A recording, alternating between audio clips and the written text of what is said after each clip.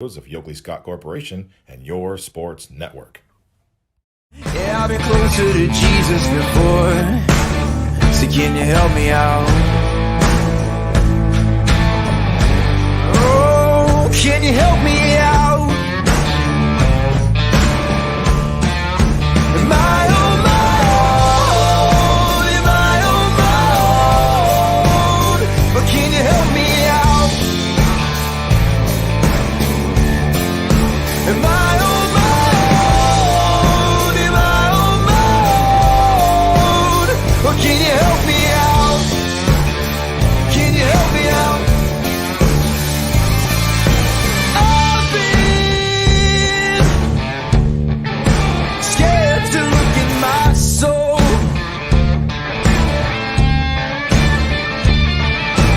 I've been afraid I would follow the road.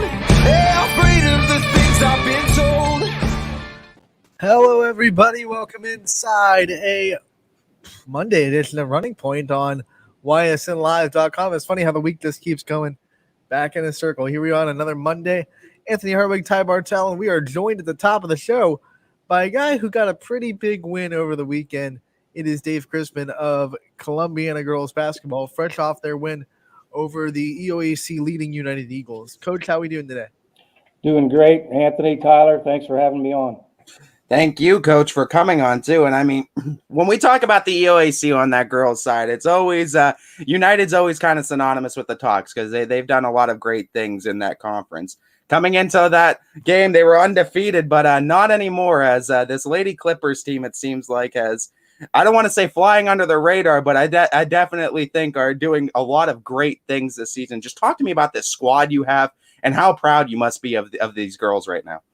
Well, we've had a lot of adversity this year with injury and COVID. Unfortunately, we've had to deal with 5 separate cases.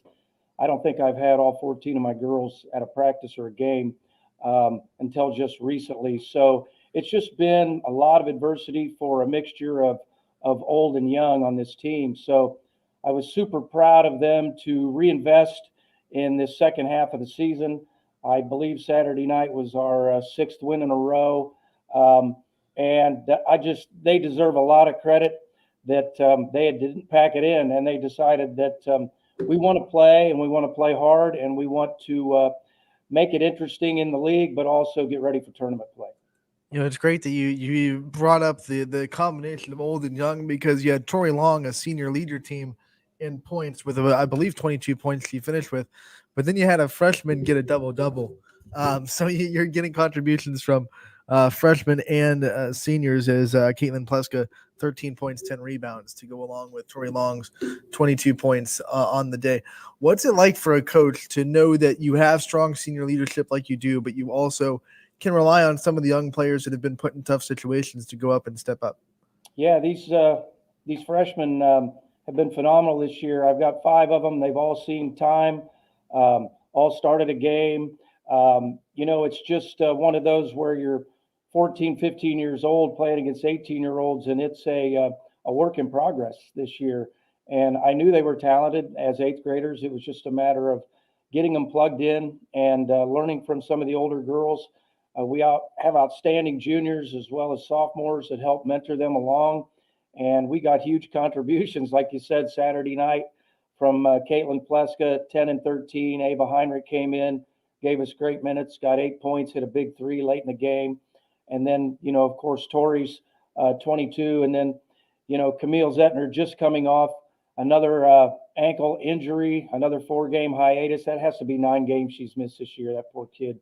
But her contributions just on the bench alone, guiding and directing the younger girls. And then Cassie Spate has just been rock solid, steady throughout the whole season. So, yeah, it's a great combination. I've enjoyed it a lot. I mean, despite the fact that you guys seemingly can't get a break on the injury side of things or stay healthy, you guys have managed to stay afloat and well afloat, I must say, too, as far as getting enough wins are concerned. What do you think a win like this does for this team's confidence, who's kind of been down in the dumps with injuries, going into a tournament and heading into the end of conference play now and making things, like you said, interesting? Well, We had a lot of heart-to-heart discussions. I'll be honest with you. We were 11-6 going into the seeding, and we just felt like we were somewhat disrespected with that. We got a 15 seed out of 24, and going into this game, it was you have nothing to lose and everything to gain. I have so much respect for United and what they've done. Coach Sigler just does an excellent job. He's got great assistants over there. But we had just kind of decided, you know what, we do not want a celebration on our home floor. And, the girls bought into it. And we got 2 tough games to finish out regular season with a very good Southern local team tonight and Jackson Milton on Thursday. But you know what? The kids have bought into the challenge and playing for tournament play right now. So I'm sure that their confidence is pretty high today, like mine. Coaches always like to end the regular season with some tough competition to get them into the tournament time, get their teeth sharpened, as you might say. This Southern local team, they can really score. And then, of course, Jackson Milton presents its own problems. Only 7 people on the roster, but they're 7 pretty talented basketball players. What does this final week mean to you as far as getting the team ready and trying to get a measuring stick for when you go into the tournaments? Well, Anthony, you hit it on the head. I kind of embrace this whole tough 3 games here in the end stretch because it does prep you for what potentially is going to be a St. Thomas or a champion for us in Division III. And I just have a lot of respect for both programs.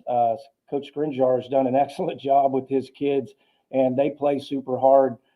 We were lucky the first time to get one down there, but our kids are ready, and I think that they're embracing the challenge. And then, gosh, Pat Kenny and I go way back from the 5 years I was up at Jackson and regional appearances, and I know what he can do up there and what we did together. So a lot of respect for that program as well. So we're just really happy to be playing high caliber competition, and iron sharpens iron. So hopefully that'll be the case. Obviously trying to find value in those games too after the tournament time where it doesn't really have an effect on the seeding, but it could still be valuable to you. What are some things you're looking for as a coach with the team that you're trying to, shore up, before tournament time? We've tried to iron out a lot of things. We've been inconsistent offensively. We turn the ball over too much at times, and I think part of that is our youth. And then trying to get a mixture of players because we've had so many people in and out with different injuries or COVID.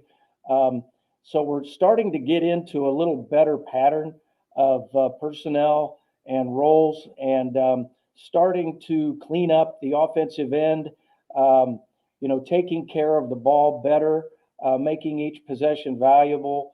Defensively, I felt like we've been pretty good all year, but there again, different things that we do middle of the season, I felt like we still didn't have an identity, and we're starting to really put that together going into tournament time. Coach, I know when tournament comes, at the end of the day, you play who you play, and you don't really care. You put whoever's in front of you. But tell me, as a competitor, aren't you kind of sneakily hoping that it's champion for another crack at the Flashes after the way last year ended? Well, I don't want to take anything away from champion. They are a high caliber team. When we were going in, I just know that last year we did battle over there. And I know that our girls knew that we battled, and we just hope to go and give that kind of a showing again. And I want to be confident in our approach going into that. But clearly, if it is a champion, we will be the underdog, but we want to embrace that role as well.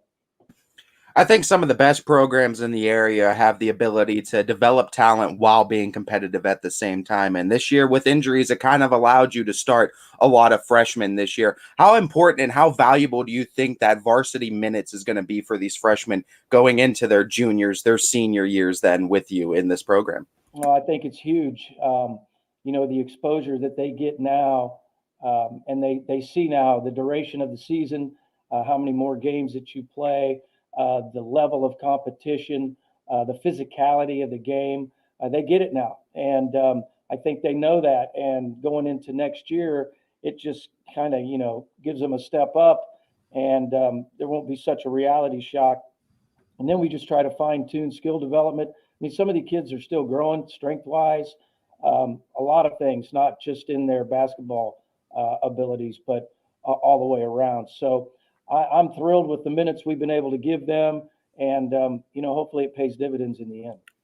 Coach, before we let you go, I know we've glossed over this week that you're playing, Southern tonight and Jacksonville on Thursday, but go a little bit deeper into the preview of tonight's game for the fans out there. What Southern does well, what you guys and what you guys have to do to get the win tonight. Southern probably has one of the better kids in the league, even though she's just a sophomore. Schroed's girl has just an endless motor. She goes, constantly hard throughout the whole game. So she has to be a concern for every coach that faces them. They got good height. They play a physical style game. They want to get up in you. And so, you just have to be prepared, and you have to let your kids know you're going to battle whenever you play them. And so we want to do what we do. We want to try to control tempo.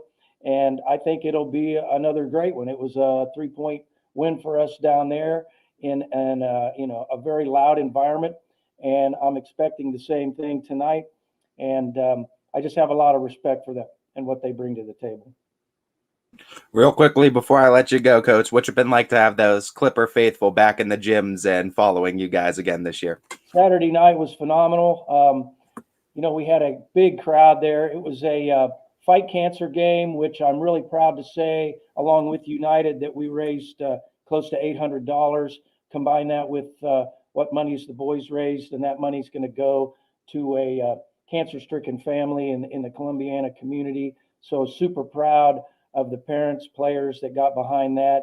And then we had a great student section Saturday, and we don't always get that because of conflicts in games or different things and practices, but I was just thrilled to see that, and I'm anticipating more of that, finishing out the year. Coach, the money you raised goes way past wins and losses. We thank all the programs and the communities for stepping up like they did on Saturday, and we know that's going to go a far way in helping a family that's struggling right now. So I think that goes way past basketball. Props to every program involved for being able to do that. Agreed. Thank Coach, you. Thank you So for joining us today, Coach. Hey, thank you guys for having me once again. You guys do some great stuff for our area. Thank you. We love having you, and we look forward to talking to you again real soon, Coach. Take care. Dave Chrisman of the Columbiana girls basketball team taking the time to join us today to round out the show. What a way to start out the show too, as we got a trifecta 3-pointer of legends joining us on the show today. Dave Chrisman gets that big win over United, the first loss in the EOAC. So there's one big one on the monument of this 3-headed dragon. We got 2 more legends though joining us today. Then we got some milestones to talk about. Yeah, Coach Aaron Gilbert of Garfield got his 250th career win with their win over Crestview. And then Coach Walt DeShields is going to come on to talk about his programs, West Branch program of girls basketball, 800th program victory as they beat Minerva 50-28 on Saturday. Jeez. We know Coach DeShields contributed to a good amount though of the wins. A good chunk. He's got a good chunk in those 800 for sure. But yeah, 800 program wins is nothing to scoff at too for the West Branch Lady Warriors. That's continuing excellence year in and year out. I might be wrong, but I think there's only 2 coaches. I think the coach before DeShields has the rest. Impressive. The program has been under stability for its whole history. So, and that's one thing Coach Gilbert always talks about too, and we've had him on too, and that's another thing we'll get to talk about Coach Gilbert with a little bit. You talk about Coach Gilbert. He already has his 200th win at Garfield, so he just had to get 250 for his career overall. But 200 plus of those actually have come as the head coach at Garfield. So stability goes a long way. Yeah, no doubt it does. And I mean, we see these programs that have long tenured coaches. I mean, the ones that are able to stick through the down years and come out swinging a year or 2 later are the ones that usually have the most successful. And along with Coach Gilbert and Coach DeShields, we also have recaps. We have new power rankings and, of course, our game picks from tonight's matchups. A lot of big ones tonight, Ty. Yeah, there's a lot of great games going on around the area tonight, too. And I'm excited to be a part of it, and it's going to be a good one on the network. Without further ado, let's go into what happened over the weekend. And Ty, because of weather, it was kind of a quote unquote slow weekend. There was plenty of good basketball on Saturday, but of course Friday all got washed. So we'll just go right into Saturday's scores, and we start with Salem getting the 59-22 win over Carrollton. You might see that pay dividends in the power rankings. Not giving away any spoilers, but that was a big win on a day where a couple other teams in that top four took a loss. Yeah, a huge win for them too. Salem able to get that big win back up on And it. I know a lot of people are going to scoff, oh, is this Carrollton? Well, remember, this Carrollton team that went to West Branch and lost by 4. So Yeah. a very competitive Carrollton team that's usually close in the games against the top of the league, but not Saturday at all. Salem took care of business. Yeah, they did a great job. And this is the big one on the day. Canfield comes into Howland with the AAC on the line, and they beat the Tigers 52-51, really with big defensive stops in the last minute of the game. Howland had the ball twice with a chance to win, couldn't finish either time, and even had a chance to tie up the game at the free throw line, couldn't do that either. So Canfield's defense really stepped up late, and their offense did enough. Fabi McElroy hit a 3, which ended up being the game-winning 3. Alyssa Dill had 18. Sam Roan had 13. So they got contributions from a lot of different people. Kate Solly did some solid work inside too. She finished with 9. So Canfield, they got it done. You know, this is a team that a lot of people were talking about early in the season. They can't finish down the stretch. They can't win close games. They put all that to rest on Saturday, and they got the monkey off their back. They made plays down the stretch to win a game against a really quality team in Howland, and they win a share of the AAC. Those two teams finished the season tied at the top of the conference. Yeah, and I mean those are two great teams on the season too, and both games were decided by at the end less than one possession by one possession or so. I mean, it's a great battle, and who knows, man, if all things go chalk, we're gonna see round 3 in the playoffs, and who knows what's gonna happen then. Like if the basketball gods looked down on us and said we're gonna get that matchup for a chance to go into districts. I mean, there's no better thing. They have 2 games, 2 games decided by a combined 3 points. So that would be an epic third round 3 matchup to decide who the better team is. You know, we split in the AAC, but we got to decide. We have to have a tiebreaker. This isn't soccer. We got to have ties, right? So you got a tiebreaker. So yeah, that third matchup could very well happen. Both teams have to take care of business. Howland has Madison, and Canfield has Harding. So both teams gotta take care of business going into it. Both teams have pretty good weeks ahead, as Canfield will play at Louisville tonight, and Howland will go to Poland tonight.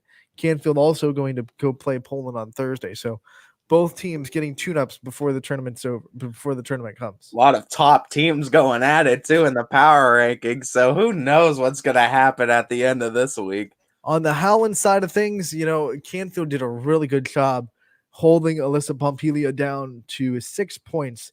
Wasn't much of a factor on the offensive side on Saturday, but Kylie McLean in her first game back for a little minute off that little, not severe, but little injury that made her miss a couple games. She came out with a vengeance. 19 points, game high 19. She put the team on her back, was able to drive a couple of times, hit some big threes as well. Alyssa Masucci had 10, I believe. I think she was in double figures as well. So without Pompilia, though, they just weren't enough to overcome the Cardinals. They lost by 1. Yeah, and I mean it's a great game too, and it just goes to show you how competitive Division I's gonna be. I mean, any team can beat any team any given night, and funny that both these teams exchanged road victories in the AAC this year. It's just the wild world of basketball. It was a crazy atmosphere there when you're. I don't know if you've done a game in Howland. I haven't. Where they set you up, you're literally in a media table in the middle of the away team's not bench, but they're bleachers. So I was in the Canfield crowd. Like nothing was protecting me from the Canfield crowd. And like when good things happen, it was great. And then when bad things happen, you probably heard some expletives over the mic. So there might have been some expletives said. It was a very up and down game. Both teams had calls that they weren't happy about. Both coaches got warnings actually to stay in their coach's box. So It was high intensity, exactly what you expect from a championship game. Came down to the wire, and like I said, Abby McElroy hit the game-winning three. Ended up being the game-winning three, and then Canfield's defense was able to hold off the Tigers last two possessions. If you watched, I may have made the best play of the night because I went to last possession of the game. Canfield has it. I turned the camera really quick because it was like a steal or something, and the camera, the tripod slipped off the table, and I had to catch it, get it back up before Howland took their last shot of the game. So Got it. He got it up. my heart skipped a beat. My heart fell, and I told Coach Blanche was watching because they're playing Howland on today, and he goes, "Man, that was a nice catch, Ant." And I said, "Yeah, my heart dropped." He said, "So did the camera." so it did. It dropped, and I caught it, and we got that last possession on camera for you. But what a game! What a game! What an atmosphere! Yeah. Looking forward to this week as both those teams have some tune-ups to get ready for tournaments. Yeah. There's going to be a lot of fun games going on this week, and a lot of measuring stick games before the tournament. So it's going to be exciting. We go to boys basketball. South Range gets the big win over Hubbard. This is avenging an early season loss. The Raiders lost 67-57 in Hubbard. This time around, all South Range the whole time. Landon Moore scored 23 for the Raiders. Big night for him. And then Corey Pennick had 10 points, and he started the game off with the first 7 of the game for the Raiders. Set the tone early, and the Raiders ran away with this one, 63-47, to avenge an early season loss to the Eagles. Yeah, Raiders starting to look really good, too, playing that South Range brand basketball. We go back to girls basketball. Garfield once again gets Coach Gilbert's 250th career win, 55-40. They are just the second team this season to beat Crestview on the road. Yeah, and I mean, it was a game that was tied up going into halftime. And I mean, it was, I think, 21-7 third quarter for Garfield. They just came out, woke up in the halftime and started scoring. But I tell you, Laverne Gaskins, that freshman for Crestview, she could really put up buckets. And Coach Gilbert said, too, she's going to be one of those pain in the butts in the league for the next 3 years, too, that he's going to have to deal with. And she really is. She's a great player, too, for a freshman. Uses her size, uses her length really well, rebounds really well, and she can take it and score it. But Jenna Smith was player of the game for just playing takeover ball in the second half and just basically saying we're not losing this game. I think she had 8 points going into halftime, and she came out and I think scored 18 in the second half. So just absolute baller mode too, and played takeover ball. We'll talk to Coach Gilbert in a little bit about this one. He's going to come on at 12:30. Senior Sehan Dede hit 2 big free throws for Girard with less than 10 seconds to go as the Indians get the win 33-31 over Lakeview in Cortland. What a game, too. Both these teams, and that avenges an early season loss to Lakeview for Girard. Lakeview almost went to overtime again. Yeah. Almost doubled up on it. So, I mean, great game for both squads. This NE8 looks to be fun for a couple of years to come. Big shots for senior Sehan Dede. She'll be on the show on Thursday at 12. We're going to be talking to her about that game-winning free throws and the season so far for the Indians. Waterloo, no problems at all on Saturday, 56-10. They get the win over Sebring, 15th win in a row for the Vikings. Just continuing to flex their muscles. They had to get ready for a big one tonight. It's a big one tonight. We're going to talk about it a little bit later as well. Springfield takes care of Jackson Milton on the boys' side, 65-38. Tigers roll. Yeah, Springfield still looking good too, and their streak continues to roll as well. Camel, they roll over Crestview in part of that boys-girls doubleheader as they win 77-43 over the Rebels. You got to talk to Kevin Moore a little bit after the game, too. Yeah, he had 21 points in the first half. He was going off in the first half. The part of the 24 points overall that he scored.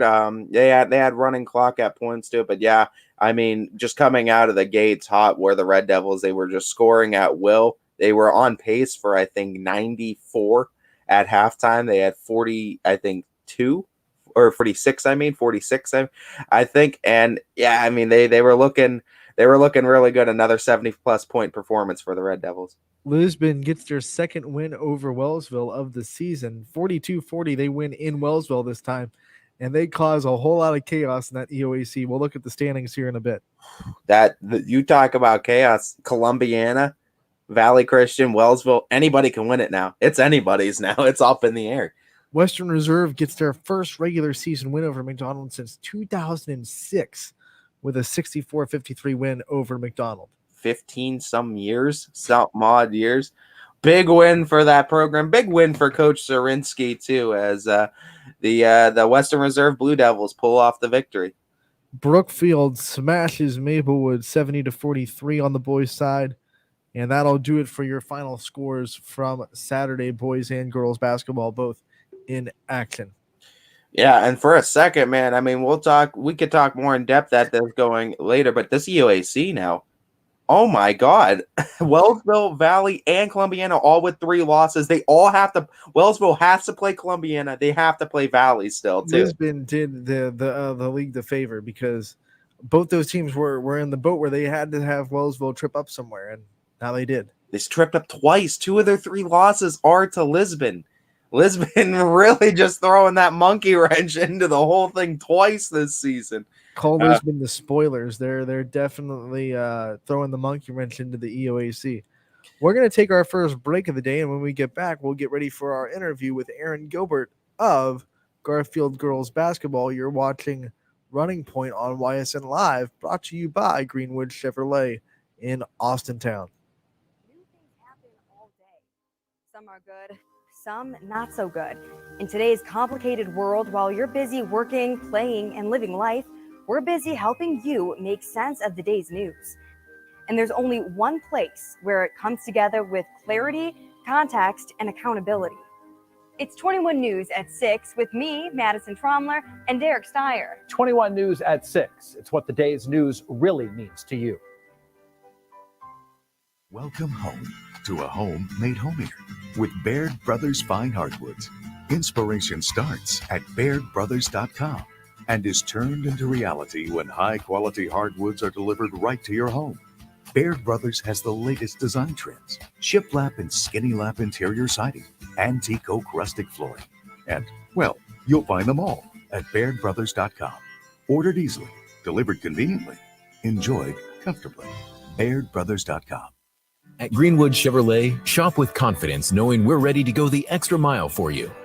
With the largest selection of used vehicles in the Valley, backed by the Greenwood Advantage Warranty.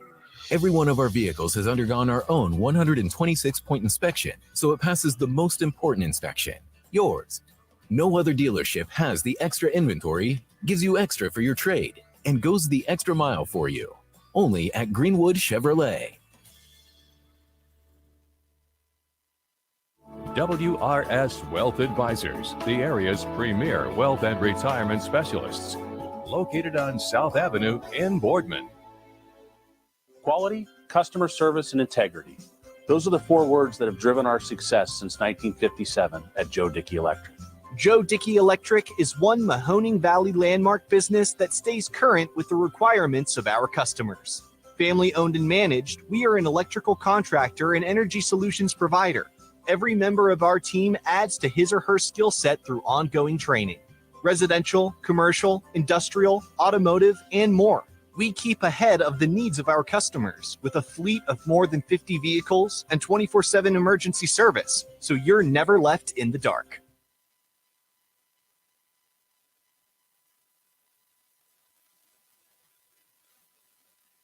When looking for home design inspiration, don't just be inspired, be Baird inspired. Whether new or remodeling, Baird Brothers has the latest trends like shiplap to refresh your home. Go from inspiration to installation with our wide selection of in-stock American hardwoods.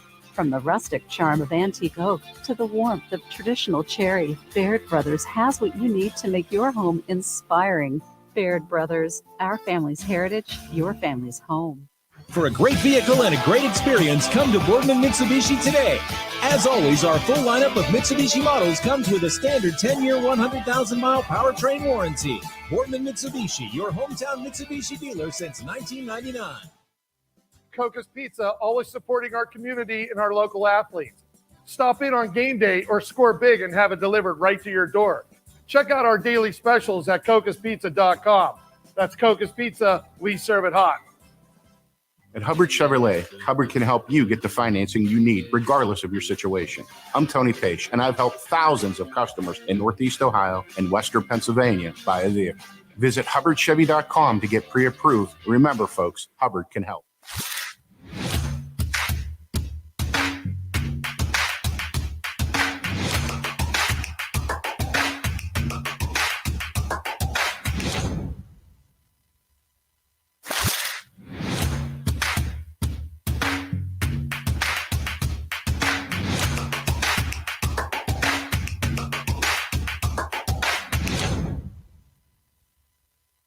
You're not waiting to see what the world has in store for you. It's more about what you have in store for the world. All you need is the opportunity. All you need are the resources of a large university and the advantages of a personalized academic setting where you can experience new worlds in the arts and sciences, business, and education and make them your own. We are where you shape your future. We are Youngstown State University and proud. Welcome back to Running Point on ysnlive.com, brought to you by Greenwood Chevrolet in Austintown. Anthony Hartwig, and I am alongside Ty Bartell as he pops in on perfect timing as always. And we are joined by someone who got a milestone, another milestone, first of many, for Garfield's head coach Aaron Gilbert. Coach, thank you so much for the time. Yeah, thanks for having me again. Coach, we got to talk a little bit about this Saturday, but just to reiterate, go back into it too. I mean, it's a milestone victory for you guys. It's another win inside that very tough conference, inside that MVAC grade division. Just talk to me a little bit about what the feeling is getting that 250th win with over 200 plus of them coming at one of those one program being Garfield. I kind of got reminded by a coaching friend of mine that means I'm old. So it's like if you get 250, it means you're kind of old at it. But no, it is awesome. You know, especially like I said on Saturday with this group. You know, this is just a special group, and to do something with them, it means a little bit more. Not that the other ones don't, but everyone is special. But 250 is definitely one of those big numbers that kind of puts you in a. It's not elite by any means. After I saw it, apparently Matt Painter also got his 400th, and another coaching friend of mine, she got her 100th in college, and some of these other milestones were pretty impressive. Then I saw Gino's record on Sunday when they put that up against Tennessee, and he's got like 1,100 and some. So it's kind of like, oh yeah, I think I've got more.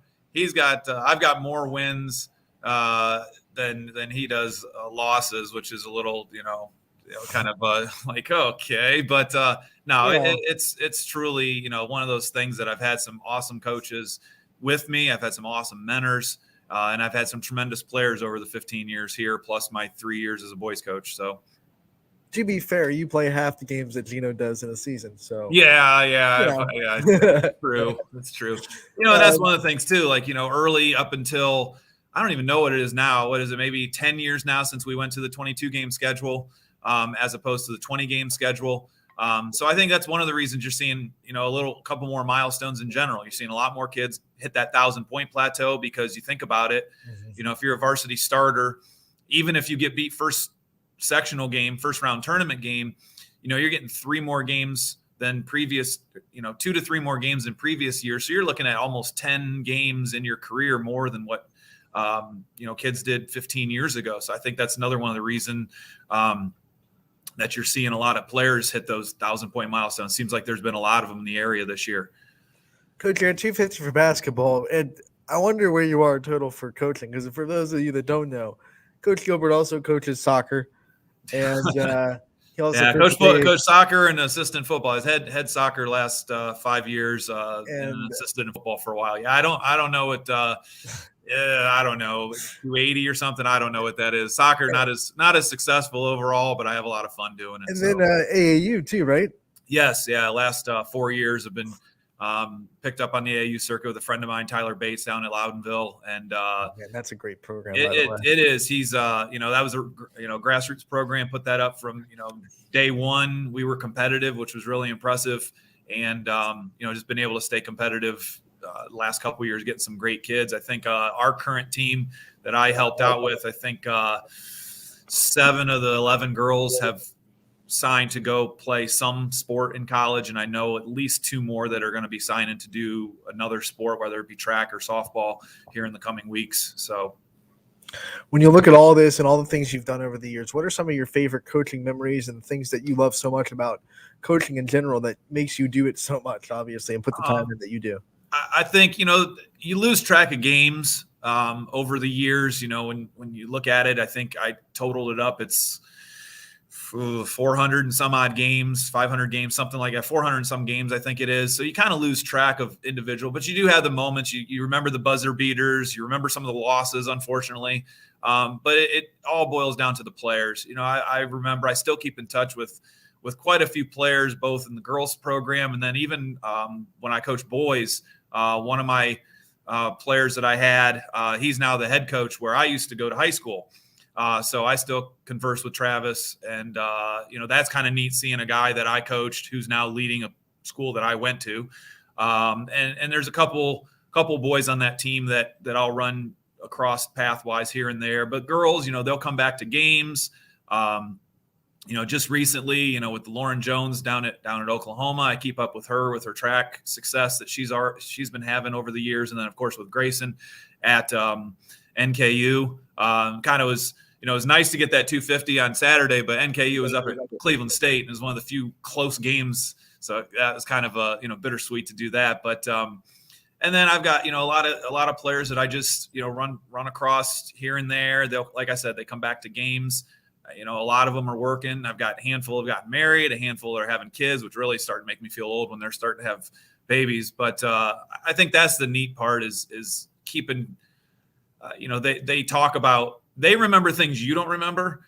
Remember when you said this? I never said that. Oh yeah. I remember in the locker room when we were really mad and you said like, oh, okay. Remember this game when you did this? And remember when you broke your clipboard? Like, no, I don't remember, but they do, they've got a great memory of those situations. So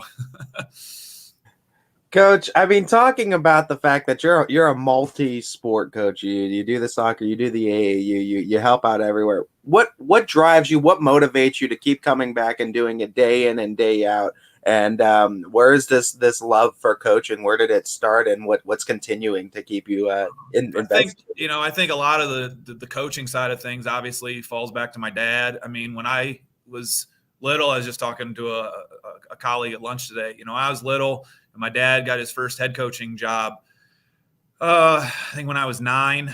So back in, and when other kids during the summer were going and hanging out with their friends in August, I was going to 2-a-days with my dad, setting up drills, working the equipment room, changing out players' helmets, changing the face masks, putting jerseys away.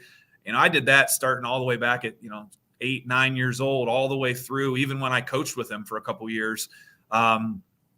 And then just being around the atmosphere, being around, seeing him interact with his players and watching those players come back and talk to him about things. And I think that really is it. And then, I've had a couple other really good mentors, the guy who hired me in to coach JV boys basketball, Rick DeMoss, Rick, he kept each year giving me a little bit more responsibility, kind of preparing me for stuff. And then another mentor I had, Larry Kisbeth, who coached both boys and girls and was a person I talked to a lot when I made the switch over from coaching boys to coaching girls. I just love high school athletics. I coached in college football for 2 years, and it just wasn't the same. Like the Saturday afternoon game was not the same as the Friday night game. The Friday night atmosphere for a boys game is different than a Saturday afternoon girls game or even a Monday night girls game. But just the high school atmosphere, like the kids don't, and I sound like the old guy here now, but the kids don't understand how special high school athletics are. And I get kind of concerned when I see the numbers falling off, when I see kids saying, I'm just not having fun, or I get kids that say, I can't play because I have to work. After 18, you got the rest of your life to work, but you have 4 years of high school to play a sport, and you're never going to get that back, ever. Like, you can't go back when you're 25 and go play high school football. Like, you can't do that. I mean, it doesn't work that way.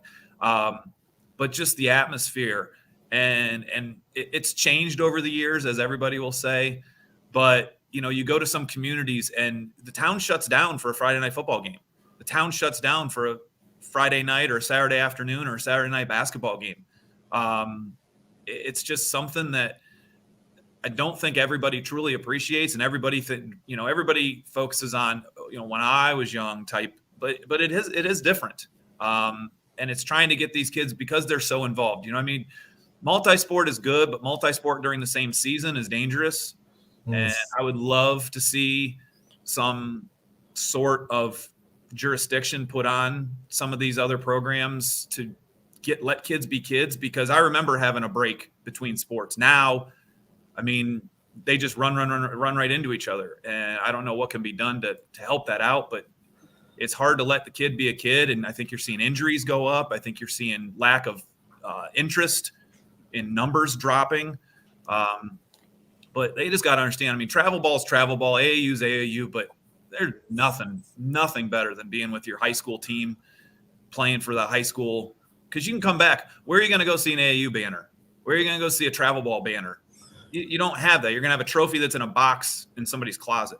But when you come back to your school and there's a display case and there's your trophy, or you go into the gym and there's your numbers up on the banner, that's forever. Like, that doesn't ever go away. It doesn't become a doorstop, you know, from your, you know, whatever summer trophy, you know. And that's what I love about it, is like, high school sports are forever. I'm kind of concerned about where we're going with high school sports, but that's why I do it, is I want the kids to have a great experience. You know, do we always win? No. But I've got kids that are on losing teams that come back and tell me what fun they had. So it isn't always the winning and the losing. I think other people sometimes get caught up in the winning and the losing side. Coach, when you look back at sorry for my rant there. I apologize for my soapbox, though. I'll get off on that one for a while. We love it, Coach. That's why we have you on. When you look back at the start of your career and getting started in coaching, what were some of the toughest lessons that you had to learn as a coach to grow in and become the coach that you are today? Managing emotion. I live and die through every possession in basketball, like every bounce of the ball, every pass, every shot, and that's draining. But that's me. And the funny thing is, when I played, I wasn't that way at all. I was quiet. I didn't say much. I was completely opposite of what I am now. But I think that's the thing that I've learned. I've learned how to lose. You learn how to win. I learned how to enjoy the wins. That's one of the things I honestly don't do enough of. I'm always looking at the next. I mean, as soon as we got back on the bus, got back to Garfield on Saturday, I was in the car driving over to scout, and I was in a gym for another 2-hour scout. And so it's like, it's take a moment, enjoy it. Because when I talk to other coaches, it's the burnout that they say it just wasn't fun anymore. And I don't want to get to that point. So I've had to learn, how to handle, how to manage time, how to be more flexible. My one assistant, Taylor Smith, who played for me my first year, she constantly reminds me, you never let us get away with that when I played. I'm like, yeah, well, times have changed a little bit. So, that's probably the biggest lessons I've taken away. Coach yourself for a moment. What would Coach Aaron Gilbert today say to player Aaron Gilbert back then when he was playing basketball? Work harder. I didn't work hard enough. I'll be the first to admit it. From a high school football standpoint, I had the opportunity to play college football, and I just kind of, I'm not going to go and do that. And I regret it every day. And that's one of the reasons I coach the way I coach, is I don't want these kids to walk away having any regret about taking that shot or showing up to that sport, showing up to that practice, doing something, I play with no regrets, coach with no regrets. If you want to go for the win, go for the win, but don't be the woulda, coulda, shoulda. I think that's probably my advice for young me is take it more seriously. Cause it's, when you're a freshman, you got 100 games in front of you. When you're a senior, you realize, God, I got 23 left. I just had that talk with my seniors. We got, whatever we have left, and their eyes got real big. And it's just like, you got to enjoy it, because when it's over, it's over. And you don't know. That's the unfortunate side of basketball, is it's just so final. Same with football, same with soccer. That tournament ride is there's no there's no, it's just boom, you're done. So enjoy every second, enjoy your teammates, because that's what you're going to remember. That's who you're going to talk to. That's who you're going to keep up with. Those are the stories. Hey, remember when this happened? Remember when that happened? Remember that bus ride? That's the good stuff. Coach, you're on 250, but you're not stopping there. You have a game against Brookfield tonight. Do us a favor and preview this second matchup with the Warriors. I know you got them by 4 the first time around, and they're a tough bunch. They And are. like They've never everybody played in listen- that gym, so that's another thing that, that's a little advantage there. They're on the ropes a little bit right now after Champion beat them twice this week. So they're dangerous, with Hook, that's a player you got to focus on, but they've got several other players that can beat you. We just have to do what we do. We can't start off the way we did against Liberty, which was just awful first half. And then we finally played in the second half. Can't have any of those lulls against Brookfield. They're kind of that microcosm of the league, is anybody can beat anybody. And you got to show up and you got to be ready to play. Like I said, they got a player of the year candidate with Hook, and they're poised to make a big tournament run over in the Struthers district. So we've got to be us and get the right people the ball in the right situations to be successful. Coach, we of course wish you the best of luck in that matchup. We know it's going to be a good one inside the conference too, and we of course love having you on the show to discuss number 250. Just real quickly talking about, though, going back to that Crestview game, Jenna Smith, another one of these players that balling out for you pretty much this year. She came out with a great second half, 18 points. Talk about her play in that game and how influential she's going to need to be in this game against Brookfield, especially. Yeah, as with any game, she's going to be, the center of everybody's attention, and she's going to have to, when the scoring opportunities happen, she's going to have to, take those scoring opportunities, be physical. That's the one thing Brookfield is they're very physical. They'll beat you up inside. And so you're not always going to get the calls. So you got to be strong with the ball. You can't wiggle. I thought Jenna, I don't think she was aggressive enough in the first half. And then whatever clicked in the second half, I thought you saw a different version of her. When she have like 18 in the second half or something like that. So, she just needs, if she's consistent, everybody else kind of feeds off of that. Sarah's able to get her shots. Sydney stepped up and hit some shots on Saturday. And so, if Jenna can stay consistent and stay out of foul trouble, that's going to be big for us because, she's an advantage that we do have. But, even talking about her, there's a quality player of the year candidate that it's going to be, this is going to be a heck of a vote for player of the year in this conference because Liberty really has two players. Brookfield's got Hook. We've got Jenna. I don't know where you go. LeBray with McCoy. I don't know where you vote. It's maybe the Liberty girls split the vote. I don't know, but you're going to have a quality girl who doesn't get it. Maybe they'll go maybe they'll go try. I don't know. You've got three players that are willing. I shouldn't say willing, but three players that are quality player of the year candidates that, unless there's a weird vote, it's just going to be one person. It's great for the conference, not exactly great for the teams that have to go and play that conference schedule. Yeah, exactly. Thank you so much for your time. We wish you the best of luck, not just tonight, but in your tournament run as well. And like always, we definitely look forward to talking to you again real soon. Yeah. Hey, make sure Walt knows when he's coming up next. I gave him 6 of those 800. So, so I know 6 of that 800 is on my record there. So I'm on the other side of that 250 with him. I haven't beaten him. So, but no, that's, you talk about model program. That West Branch is just one of those that that's just a model program. And I love everything Coach DeShields does over there. And, all the luck to him in the tournament run too.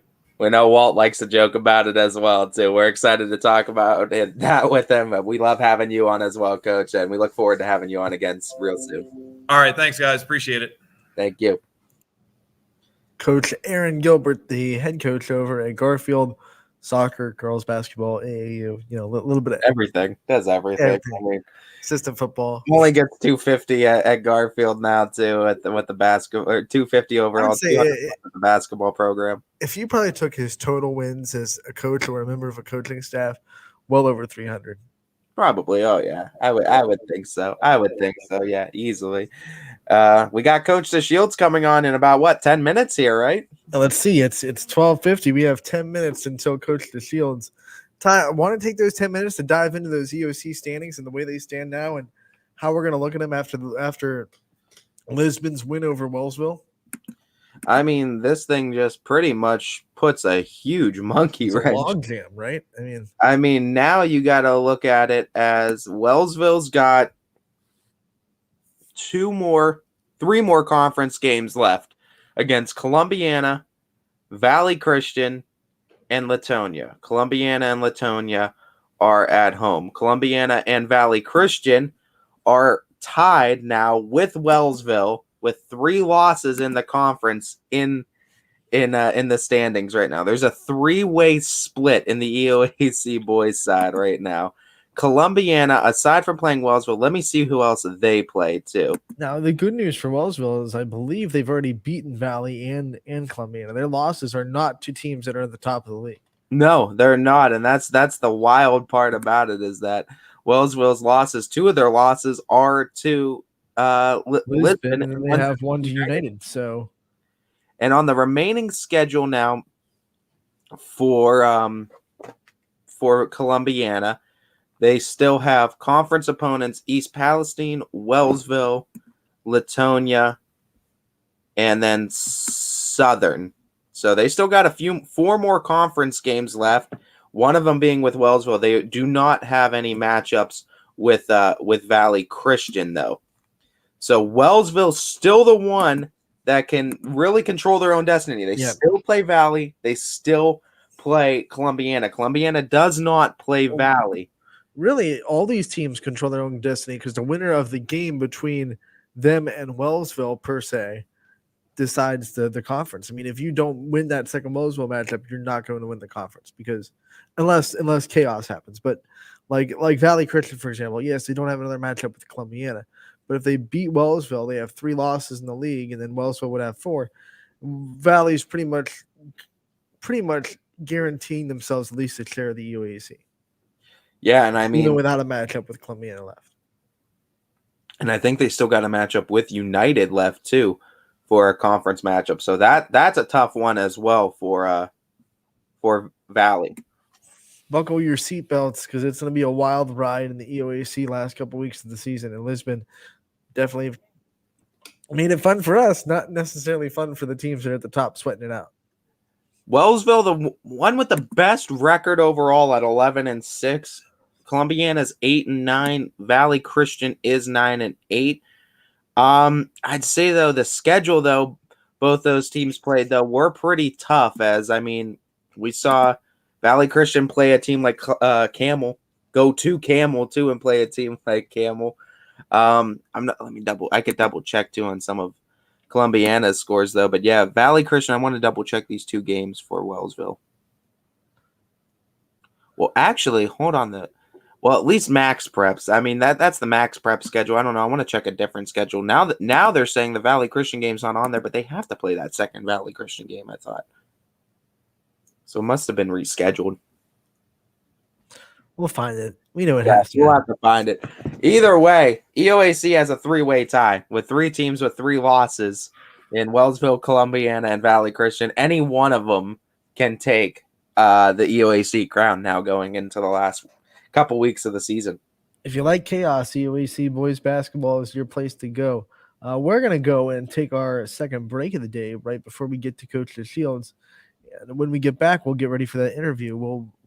You're watching Running Point on YSN Live, brought to you by Greenwood Chevrolet in Austintown. Every customer has a story, and at Greenwood Chevrolet, we are committed to making sure it ends with you in the right vehicle.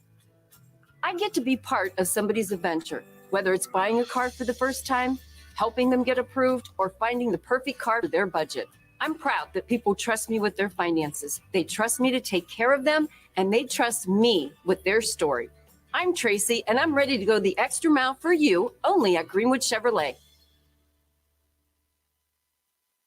Working with your family can be stressful at times, but because they're family, you know that you're going to get a loving, honest answer, even when things don't make sense to any problem.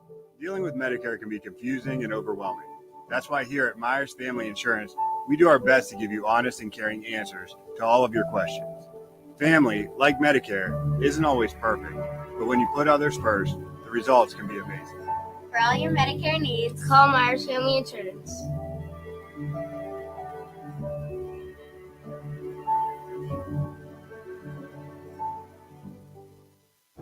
storm season. I think we're under the gun for some heavy storms over the next couple of hours. And Storm Tracker 21 is ready. This is probably the one we're keeping a closer eye on. On air, And locally, we're going to have a lot of eyes on our area. online, All right, let's talk high-risk futurecast and the timing of this weather. on social media, and on our app. Notice we'll have scattered showers on Thursday. Stay ready with Storm Tracker 21. The severe weather threat now through around sunset this evening.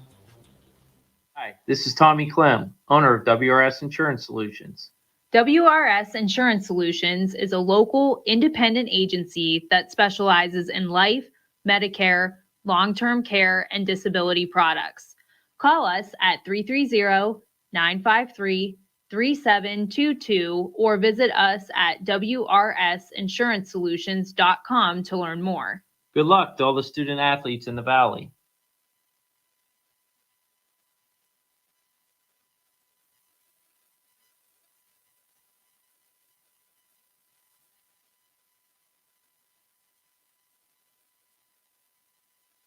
Welcome back to Running Point on ysnlive.com, brought to you by Greenwood Chevrolet in Austintown. Anthony Hartwig alongside Mr. Ty Bartell. I threw you off at the timing there. I paused for a minute. I wanted to see if you would wait. Jump the gun a little bit. Little bit. We're going to be joined by a legend that we're always very welcome to be joined by. It is Coach Walt DeShields from West Branch. Fresh off the program's 800th victory on Saturday. Coach, how's it feel? I know that was one of the goals you talked about in our first Coach's Corner, and now here you are. You've achieved it. First of all, how you guys doing today? Pretty good? We're doing great. It's a great Monday. All right. Hi, Ty. How you doing? Doing real good, Coach. How are you? I'm doing good. Hey, it's an honor and a privilege to be part of this program. I feel really blessed to have so many great players and coaches and the support of our community, our administration, teachers, everything. Everything is involved in that. Coach, just talking about the season you guys have had this year, it's another one of success that goes a lot into those 800 wins. And talking about your tenure at West Branch alone too, just talk to me about just what it means to you being a part of a significant number of those 800 wins and being a stability for this program that has been able to achieve so much. Well, for me, it all started back when I started teaching in 1987, and I can, date myself that way. But starting at West Branch, Michelle Bono was the coach at that time. And in 87 was the first year, 87-88 season was the first year West Branch girls won a district championship. And, that right there showed me how good the program was even at that time. The two prior years of that, they had two undefeated regular seasons and fell short in the districts, but they kept building. And there was a player named Chris Klosnitzer who went on to play at the Air Force Academy out in Colorado, 6'2" girl that just dominated back then. She was a 3-time All-Ohioan. And so this program's been around a long time and way before me. Sue Dees kind of started the program because in 1975-76 was the first official year that OHSA adopted girls basketball. This is our 50th season. So those first 3 years were kind of like, we were playing other schools, Canfield and Poland and all them, but they didn't have any tournament to go to. They didn't have any, postseason. They just played maybe 8 or 10, 12 regular season games, and that was it. And so 75-76 was a big year for girls basketball in the state. And Sue Dees was a part of that, coached the first 6 years, and then Michelle Bono took over. And then, of course, a legend, you guys call me the legend, Chuck Campbell. He started coaching back there, and my wife was on the team. And that's when they joined the NBC, the Northeastern Buckeye Conference, that's now called the Eastern Buckeye Conference. But Chuck coached for 17 years and was highly successful. Went to state a couple times, won several league championships. 300 wins by Chuck Campbell and a state championship to go with that. And Chuck will tell you the same thing. It's about being around good people, players that work hard, parents that support you, assistant coaches that are willing to put all the time in, and just again, that school and that community support that we have for our basketball program is unprecedented. I mean, if you walk into Marlington Wednesday night, you'll be amazed. There will not be a seat to be found in that gym as we're, both going for league championship on Wednesday night against the Dukes. And, just a lot of good players. And, with Chuck, he had Ashley Armstrong, who played at Dayton, Tori Arndt, who went to Illinois and eventually Akron. Just to name, just a few of the players. Bryn Denny played at Ashland. She was on the first state team that beat a great Garfield Heights Trinity team that Samika Randall played for, and Samika played for Pat Summit at Tennessee. So she was in the house that night when West Branch beat them, and over at Massillon Jackson High School, where there was over 3,000 people in that gym. And so it goes way back. Coach, when you look at it and you look at all the history of this program, and like you said, your own wife played in the program, what does it mean to you to say that you're a part of it now and you've had the 800th win and you get to kind of put your name alongside the people that you've went on and talked about? Well, with 800 wins, it just shows the consistency of our program. It's kind of a staple of consistency. We have really, really high expectations every year. And sometimes those expectations put a lot of pressure on, the players and myself. We know that we're carrying that torch right now, that we're a part of the program now. But there were many, many players before us and coaches that were successful. So they just want to, during their 4 years, they want to be part of that. And it's a lot of hard work in the off season, during the season, long practices, video sessions, scouting, everything goes into it to be successful. And in order to do that, we want to be the standard. We know in our league that we're the rivalry for everybody. Salem's probably our biggest one, but honestly, you got Marlington playing really well right now. Carrollton in the past has been our rivalry. When Melinda Trimmer and Paven Heath were here, Minerva has been our rivalry when they were really good. The teams in our league have kind of gone up and down, winning seasons, losing seasons, great teams, league championship teams, district championship teams. But we take a lot of pride here that we have been consistent, year after year. We haven't always won the league, and we haven't always, been at the top, but we've been consistently at the top, usually in the top three. And we take a lot of pride in that, and the girls do. And getting that 800th win the other day, those girls know that they're part of something special.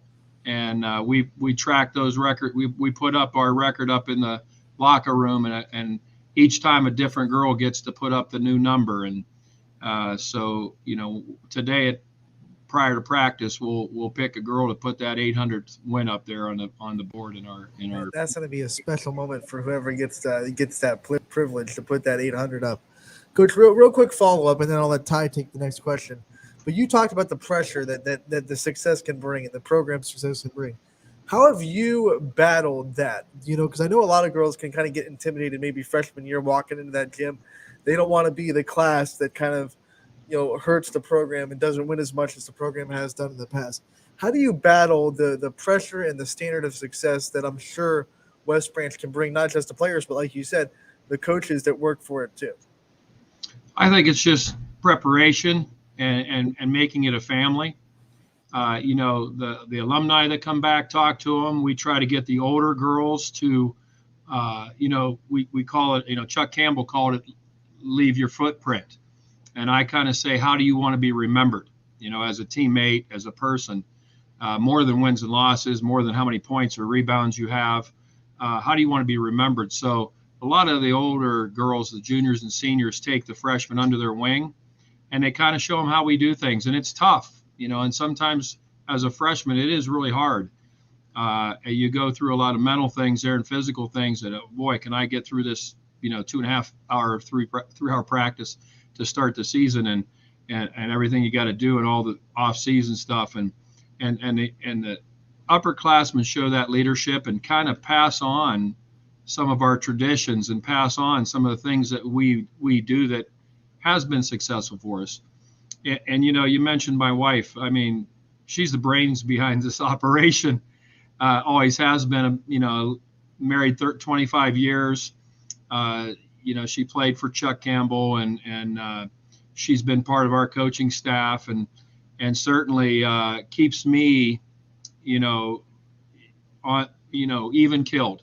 And when I get ups and downs as a coach, I'm very competitive and usually I hate to lose more than I love winning, but and that motivates me to keep driving forward. And she keeps me right there. And then our 3 boys, it's been a pleasure to watch them go through West Branch and all the support that they've had as athletes and as students. And it's just a special place, and it's great to be around. It's a small community that a lot of people know each other, and that's kind of how to get through it, because it's not always what everybody sees on the outside. Winning championships is hard, and people think it's easy because they only see it on the court. They don't see the daily grind. Coach, with National Girls and Women's in Sports Day being this past week, this kind of prompts this question. With you and your wife, Penny, both having tremendous success in 2 different sports at that program, and your motto being, how do you want to be remembered? How does it feel that you will be remembered with your name synonymous with the success of multiple programs that have shown out hundreds of successful young women over the years in West Branch? I would just want to be remembered as a coach that, taught them to, value things that they do at basketball, to carry that over into life. The tough things that you go through and the good times that you go through in basketball, all of those things are lessons to be learned. And I'm a teacher first, and I love teaching the girls about life and how this is going to reflect on their life and how they're going to carry this on into college, how they're going to carry it on into their families, into their jobs. They're going to have those ups and downs in life. And I think basketball is a great venue to show that and to teach that. And it's nice to see them grow into young ladies and get married and have kids. And then, seeing their kids come back to the program and play, or other schools. I follow a lot of them. I don't see a lot of them all the time, occasionally when they come to a game, but, they move all over the place. It's like your family with your kids, sometimes they move all over the country and you see them every now and then or on the phone or whatever, but we're still a family. They're still part of West Branch Lady Warrior basketball, and they always will be. And I always tell them that when they leave, you're always welcome back and you're always going to be part of this program no matter what. And I hope they had fun. I hope they enjoyed it. That is more important than any wins and losses. Coach, the top of this EBC has been beating each other up all season. You have every team is beating each other at least once. Well, Marlington has beaten Salem. Salem's beaten you. You've beaten Marlington. You get Marlington on Wednesday. Before we talk about that, I want to talk about the last Salem game because I was watching it, and it was one of those games that I gave you so much props because you had a really good game plan, and I feel like your players really executed it well. And it was just one of those days where Salem's players were just better than scheme. They outplayed the scheme. They shot threes, and they hit 10 of them, right? So as a coach, I'm sure you've had plenty of games like that where you go and you have a good game plan, and the other team just kind of goes outside of their scouting report a little bit. How do you kind of bounce back from that, where you tell the girls, like, hey, we really did a good job. We did what we asked, but it was just one of those days where the other team did stuff that, we tried to force them to do, and they succeeded at it. Yeah, I thought coming in, we did have a great game plan. Just Salem's unbelievable shooting, and I told Coach, they shot the ball unreal, and it was not only 10 threes, it was from 6 different girls, and actually one girl had her foot on the line, or it would have been 7 different girls with 11 threes. When you shoot like that, it's easy to coach and it's easy to win. And that day, it was Salem's day. There's no doubt about it. They played well. And, our girls were down after the game, and it was a tough loss, certainly against your backyard rivalry, but we still had the ball in our hand. And I said, we got some more EBC games coming up, some more non-league games to get ready to, set up a big game late in the season. And they know what I'm talking about. And so I said, if you want to win this thing, all you have to do is win out, and you got a chance, an opportunity. You don't need help from anybody else. Just keep working in practice, keep getting better and improving. And, that day hopefully will come for them where they're celebrating that win. But it's still not the end of the world. You can't go in there and say, oh, we just dropped the ball and it's over. No matter what, you keep moving forward, and you learn from those tough losses, like I said before, with life. And I want to give a shout out before I forget to Coach Aaron Gilbert. I listened to him a little bit. He does a great job over there, and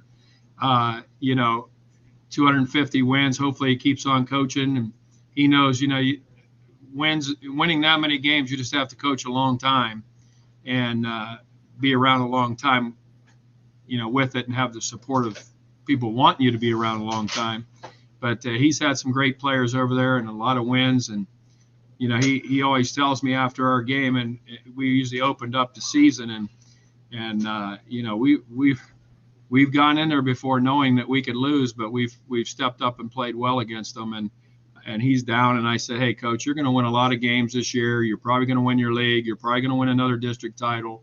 And so don't be down too much. Just keep going forward. So congratulations to him. And I know we're good friends. And, anybody that reaches milestones like that, they've been around. He wanted us to remind you that he's got 6 of those 800 wins for you. So. Yeah, he did help us out a little bit. And he was gracious. He was gracious about that. I know he hates losing to us, but we'll take him.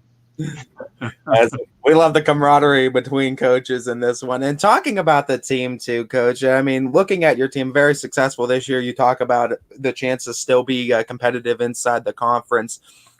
With as many teams as you've coached over the years too, you've seen I'm sure every type of girl, every type of work ethic, every type of player. And seeing that, no two teams are really alike. What is so unique about this particular Lady Warriors team? Size. I mean, we've got 3 sophomores that stand about 6'1" or so, and a couple seniors that are leading really well. Only 2 seniors, so we're young. And, to start the season, we kind of showed that youth. We won a big one at Garfield and turned around and lost really big to Canfield. And, had to go right back to the drawing board and say, okay, we are young and we got to get more consistent in our play as far as handling the ball on offense and making good decisions and good shot selection. Defensively, sitting down and guarding, not taking breaks away from the ball.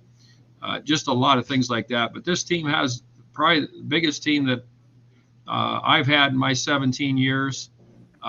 Sophie Gregory's just a great player, great athlete for us, 3-sport athlete, and 6'1" or so, maybe 2 now. She's young, still growing, I think, but she's our point guard, and she's a matchup nightmare for most teams, and that's part of our success. Sydney Mercer is a really tough player that guards and defends and rebounds and scores and does really whatever we need. She's even, she's second assist on the team, first in rebounding. So she's doing all those other things. Anna Lippett, she can shoot the ball. She's our second leading scorer as a senior.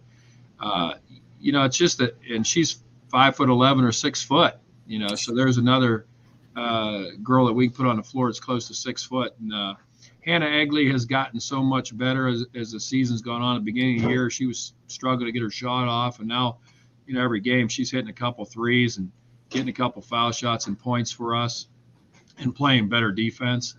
And Livy Showalter, there's our center. She's a sophomore, 6'1", rebounding, scoring, doing all the things that we need to do to win. And, we got girls coming off the bench, and Chloe Dennison and McKaylin Fitz and Cammie Campbell that just basically are just doing their job. And, when you have a successful team, you have to have role players. You have to have stars. You have to have people that can score.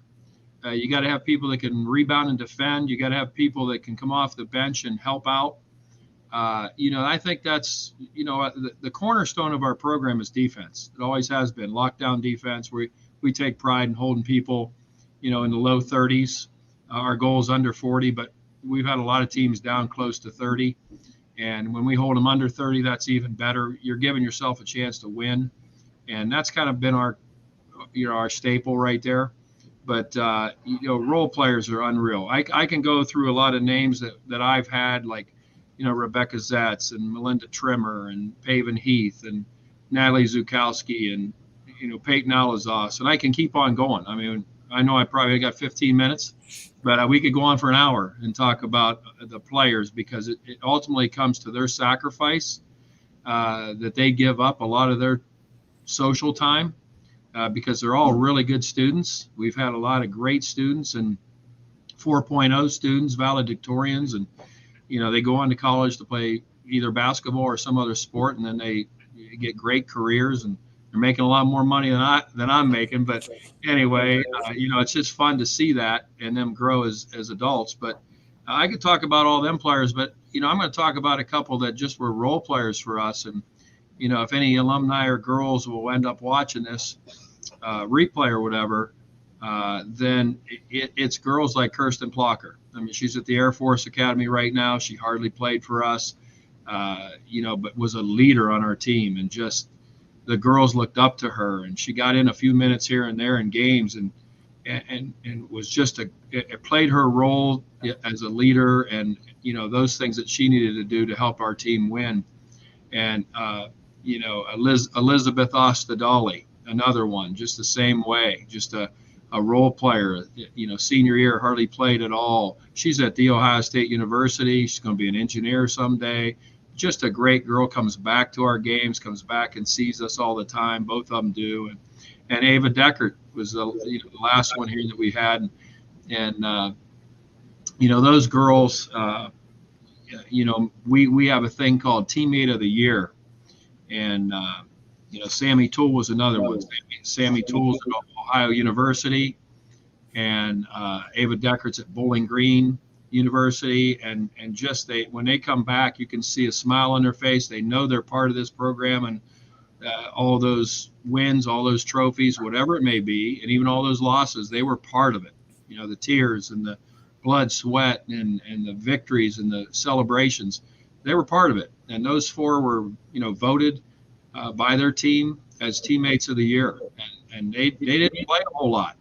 They didn't score a whole lot of points, but I guarantee you that they were remembered by their coaches. They were remembered by their players as just great young ladies.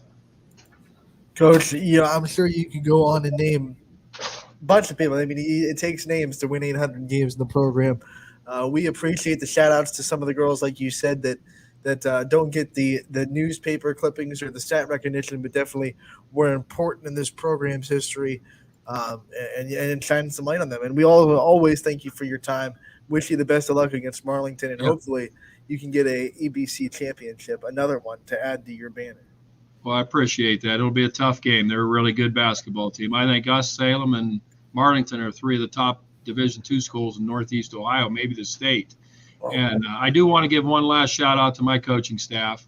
Bob Shepard's as our assistant right now, took over for my wife as she became the assistant principal at the high school. Bob was actually a JV coach for Chuck Campbell. So he's been in the program, and his daughter's a freshman, and he's come back and decided to coach again. And we got Lou Celaroli. Lou's been the boys head coach here, and he's been an assistant with the boys program. He's been the assistant and JV coach with me. And Lou's been here for almost 40 years. I mean, he's retired from teaching, but he still kind of does some custodial things and cutting grass around the school, making it look nice and moving all this snow out of the way. But, so we can practice. But, Lou's just a tremendous knowledge of the game and been around a long time. And then finally, my brother-in-law, Mike Butcher. I can't say enough about Mike. Mike, you talk about, if you want to say anything about this program and the consistency of this program and the tradition of this program and those 800 wins, Mike's been part of 617 of them. He started with Chuck when Chuck started coaching clear back in 1989. And he coached with Chuck for 17 years. And I was lucky enough to keep him on. Probably had to marry his sister to do it. But I kept Mike on, and Mike has just been there, whether he's been paid or not paid as a volunteer. He's been there for 34 years of the 50. And so he's seen a lot of tough losses. He's seen a lot of big time wins, state championship, district, regional, whatever it may be. He's seen a lot of great players, and he's seen a community that'll back a successful, hardworking program, and that's where it all comes down to, is hard work. Good. Thank you so much for your time. I don't know where Ty went. He disappeared. I don't know where he took off. Thank you for your time. We appreciate you coming on. We always love talking to you, and we hope to see you again real soon. Well, thanks, Anthony, and tell Ty thank you too, and appreciate everything you guys do for the Valley and girls basketball, boys basketball, football, all that stuff. Great job. Thank you. Thanks, Coach. We appreciate it. That was Coach DeShields as Ty pops. Wasn't it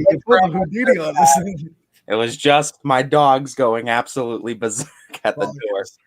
So I had to stop that. I wasn't going to have a noise inflection at the end there.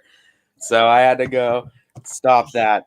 Missing the end there of Coach DeShields, but just listening up until the end too, about just shouting out all those big names in the program too, and then even guys on the coaching staff too that have been there for longevity too. And I mean, guys that have been there under Chuck Campbell, now with Coach DeShields now. It's why this program got 800 wins and why they're consistently a good program, is having that consistency in the coaching for years there at West Branch. Well, let's be real. Coach said it, and if we had an hour, another hour to go, we could just go off and list a bunch of other names that have been hugely important to this West Branch program. Have a West Branch takeover with Coach DeShields for 2 hours of a show, honestly. Well, it's your show. Just run with it. I would gladly do that, by the way. With him and Penny for 2 hours easily on roundtable discussion. All the success. We've done that before. We've had them both on the show at the same time before. Yeah, and then we had Drew pop on too. Drew just with all the Shields family. One of the things that I laughed hysterically when he said it, but my mic was down. But when he was talking about Coach Butcher, and he's like, "I had to marry his sister to get it," but hey, what a good to stay on. he's got such a good sense of humor too. You have to be able to laugh a little bit in this job, or you're not going to be able to do it. So we appreciate his time as always, and whether he wants to recognize it or not, we consider him an absolute legend in girls basketball, and he preceded a legend as well. 3 different coaches that we've had on today's show that are all legends in their own right too, with Chrisman Gilbert and now DeShields. I mean, all doing great things with their program this year, and all of them having very successful seasons this year. It's going to be exciting for the tournament start here. We've said it before. I'll say it again. We're blessed with great coaches in this area. Easily. I mean, we just had 3 examples of it here on our show Running Point today, and we're going to have a few more this week as well. Yeah, absolutely. Guys that have put in the time, guys that have sustained success, not just for the sake of wins and losses, but success as molding successful members of society. That's why I love that Walt mentioned some players that didn't play a lot, not going to show up in the career scoring record books, but have become very productive members of society, and they're just as important to the program as the Melinda Trimmers and the Peyton Heaths of the world. Yeah, absolutely. And I mean, we're so excited to be able to highlight these programs and highlight these coaches, and we're gonna have a packed show for you guys this week. So it'll be fun filled with guests and a lot of people we're excited to talk about. And West Branch at Marlington on Wednesday. League championship on the line. Wish we could be there. Marlington's not a YSN school yet, but dang, it's going to be packed. It's going to be fun. That's going to be a huge game. I wish I could be at 2 places at once. I wish I could just be like, nah, I'm just going to go to Marlington. Yeah, do it. Watch that one too. That's going to be a great one too. West Branch going to come in with a fury. You got to figure. If they win, there's a 3-way tie in the league. Like, I don't know how they would settle that if they just say 3 teams share it, but Salem, West Branch, and Marlington would all have 2 losses in the to each other too. They'd all be to each other. Both losses would all be to one of those 3 teams too. It's not like they split. Like Salem's both losses are to Marlington, West Branch's both losses are to Salem, and then Marlington's both losses would be to West Branch if they were able to win. Obviously, Marlington can make it not fun at all. Get the win, they'll have the outright EBC championship. That wouldn't be fun. But without further ado, Ty, after our busy guests, it is time to unveil the next week's power rankings, brought to you by Armidas Kachina. Big round of applause for them for stepping up and making this possible. We've loved doing it all season, and we have another week of power rankings in the area. Armidas Kachina is perfect for your outdoor graduation party or any other outdoor event. They can bring amazing, unique foods, including their famous stuffed hot peppers or their delicious chicken sandwiches and so much more on their menu. Like, if you look at their menu, it's like, that's good, that's good, that's good, that's good. Just give me here's my money, here's my credit cards, take it all. They can also bring music to your party, and they can turn your party into a, say it with me, Ty, come on. Get Party, you know it. With those beats jamming, and get your guests in the mood for some partying, whether it be a graduation or any other outdoor event. Make sure to book Armidas Kachina today. You can visit them at armidaskachina.com. You can visit their Facebook page, or you can call them on the phone. 330-787-1932 is the number. Once again, 330-787-1932. Armidas Kachina proudly brings you this week's power rankings. Oops. Nope. Oh, well. This week's Power Rankings brought to you by Armidas Kachina, perfect for your graduation party. If you're looking to make a splash this graduation season, make sure you book Armidas Kachina at armidaskachina.com. Back with Week 10 of the Power Rankings brought to you by Armidas Kachina. It's Salem at the top again with a 15-3 record coming off a big win on Saturday. West Branch takes the number 2 spot as they slide up from 4 to 2. Howland with a tough loss. They slide down to 3 at 15-6. Louisville stays at number 4, and then it stays sturdy. It's Poland, Liberty, Waterloo, Canfield, Springfield, and Garfield, all staying at the exact same spots they were last week. The other side is a different story. The top 4 stay the same. The other ones shifting all at the bottom. Camel stays your top seed at 17-1. East Liverpool at 16-3 at number 2. Springfield perfect still at 18-0. Louisville at 13-5, and then Liberty at 13-4. West Branch comes in at 14-3 in the 6th spot. Then it's Heartland Christian moving up from 8 to 7 with a 14-4 record. Lowellville comes in at number 8, 13-3. Cheney slides up at 12-7 to the 9th spot, and Boardman back on the board at 10-6. These again, Armidas Kachina Power Rankings, brought to you by our good friends over at Armidas Kachina. Get your graduation party scheduled right now.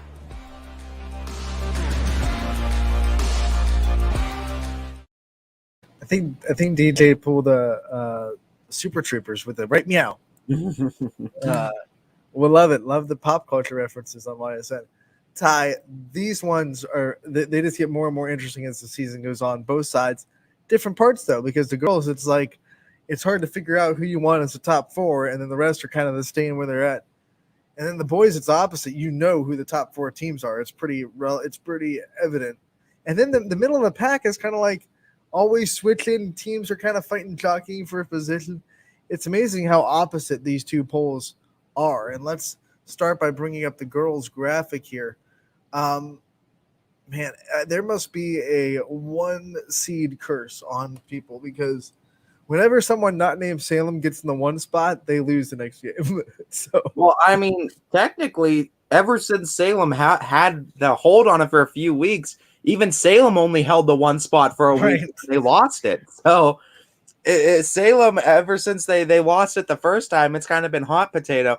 I'm kind of just the one thing I was interested in the second I saw it, how Howland dropped, but Canfield did not move. Oh, I'm heated. I don't know how Howland dropped with the loss, but Canfield didn't move up with the win against number 1 Howland. Canfield beats number 1, and they stay exactly where they're at.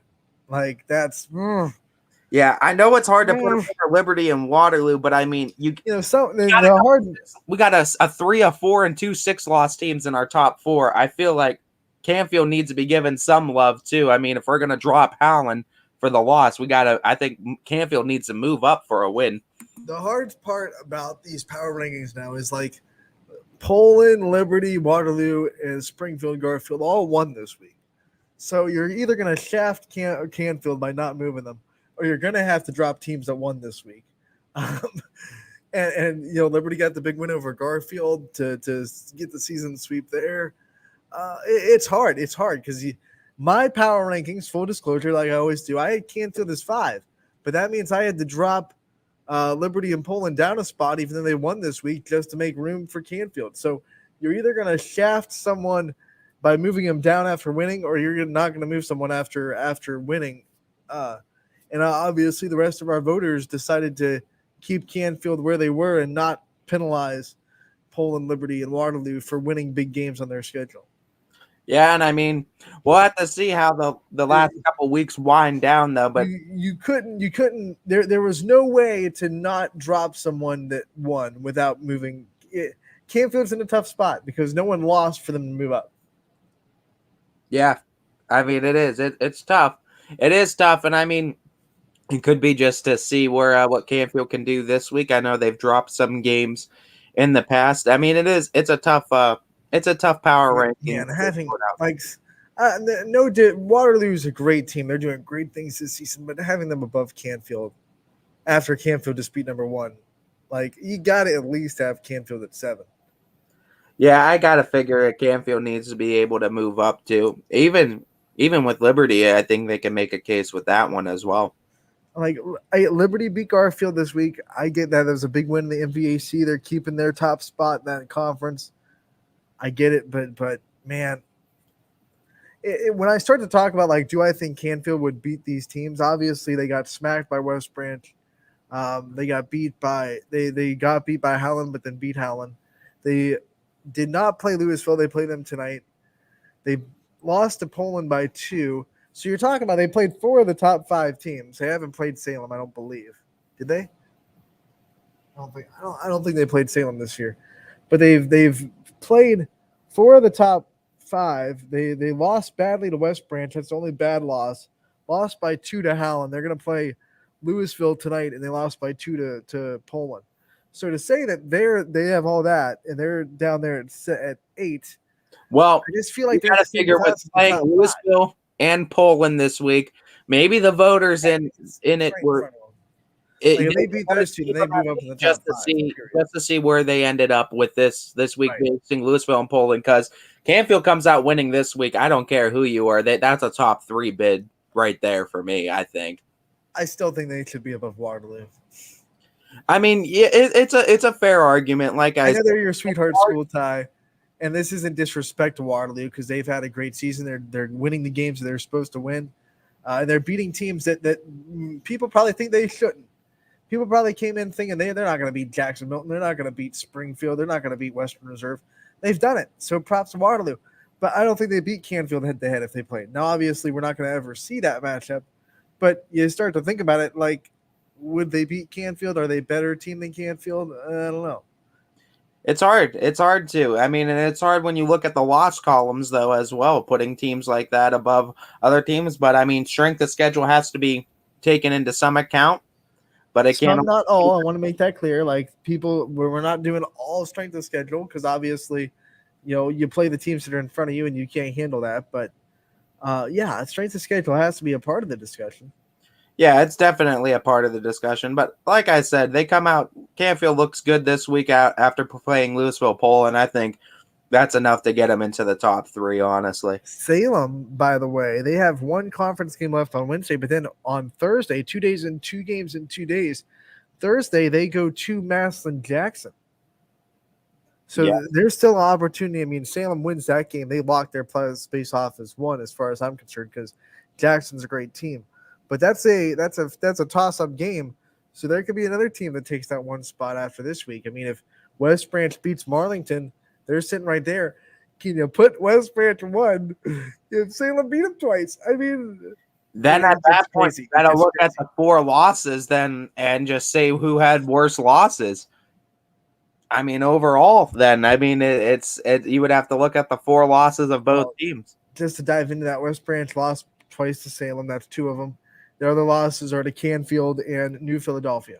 So very good teams. And then Salem, if they were to lose to Massillon Jackson, they have losses to Marlington twice, Mooney, and then Massillon Jackson. And then big if there, if that were to happen.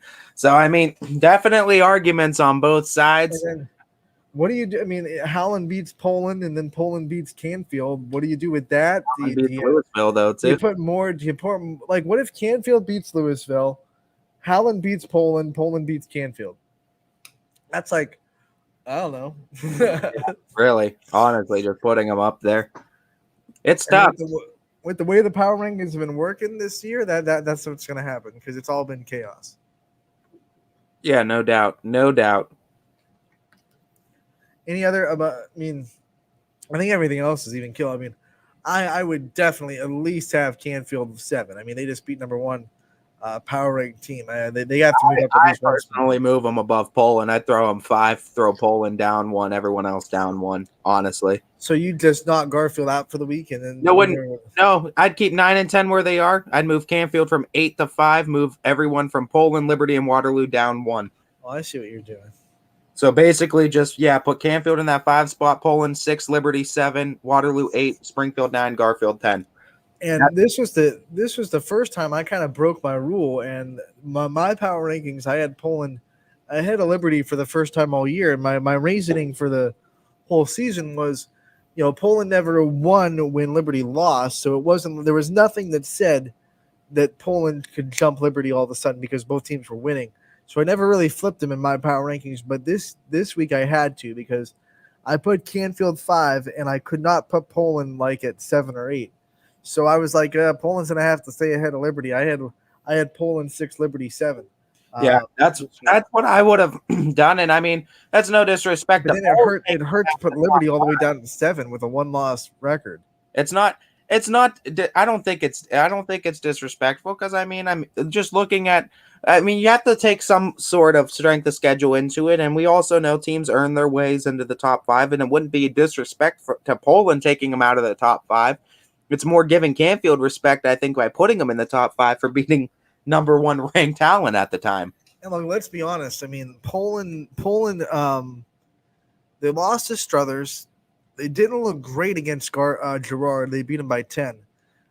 They had some struggle points against Jefferson. They ended up pulling away, but that got into a 2-point game in the third quarter. And then they beat a South Range team that was missing Lexi Giles. So, yeah, they won, and they were impressive wins, not taking anything away, but they weren't like the wins that you expect from the Poland team that we've been seeing all year. So I wouldn't have felt bad moving them down for Canfield personally. Yeah, especially with them playing each other. Things are going to get shaken up anyway this week, too. So, I mean, caveat for Canfield, they'll use this as motivation, and they might go and sweep this week and beat the 4 and 5 teams. You beat the 4 and 5 seed. I don't care what anybody says. That means in the last few weeks you beat the number 1, the number 4, and the number 5 power rank team. For me, at least, that's a top 3 bid. Okay. But Ty, answer your question. Can they get in the top 3 if Howland wins against Poland, West Branch beats Marlington, and Salem beats Massillon Jackson?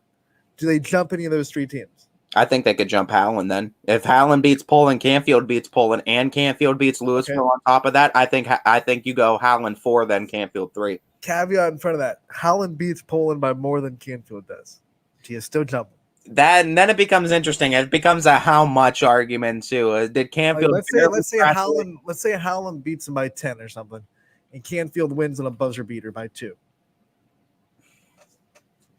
Gets sketchy, right? It's a little bit sketchy, but I don't know. I mean, at the end of the day, I feel like you also have to count wins, unless it's like blowout. And I don't consider 10 points even that. Like if it was maybe 20, 25, Howland I don't see that happening. Yeah, and I don't see that happening. But unless Howland like shocks everybody and then just goes in there and wrecks a Poland team that's very successful, then I think it would definitely save them. But other than that, I think wins are wins. If it's 10 points or 2, I think it's still a win.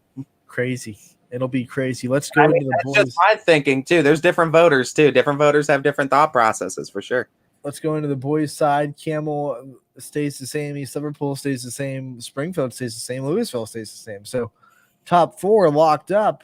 But Liberty pops into number 5 after Struthers spends 1 week at 5 and then drops out of the whole rankings somehow. Yeah, that's wild. I don't know how that happened. I mean, they did lose to Jefferson over the weekend, so that's a loss. But that was apparently a really big loss for voters. Yeah, I mean this boys one's wild. It's opposite with the girls one, like DJ said, where like I'm pretty cool with the top 4. I am, and then it gets kind of wonky. I'm even cool with Liberty, honestly, being number 5 right now. They're right there. I mean, like I said, they've lost to Camel by 2. So they have another matchup with Camel. If they beat Camel, they earn their spot. I mean, that's where it is.